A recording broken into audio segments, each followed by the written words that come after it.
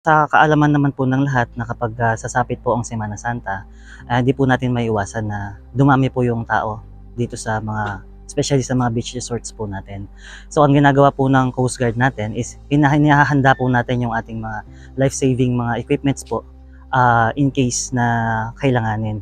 Dahil, nagde-deploy po tayo ng ating mga tauhan sa mga beach resorts, sa mga outpost po sa mga beach resorts, for them po to monitor the area.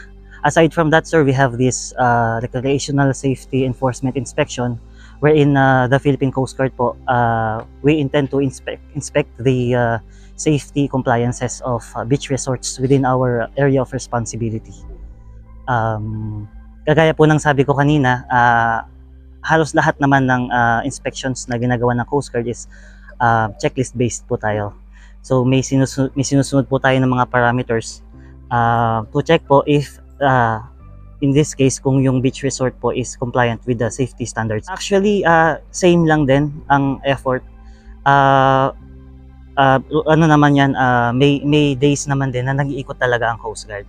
May tao man or wala, ini-ensure pa rin namin na yung isang beach resort is compliant pa rin siya sa safety standards. Kung marami ang tao talaga, doon siguro ang time na mag-augment tayo ng mas maraming personnel pa natin.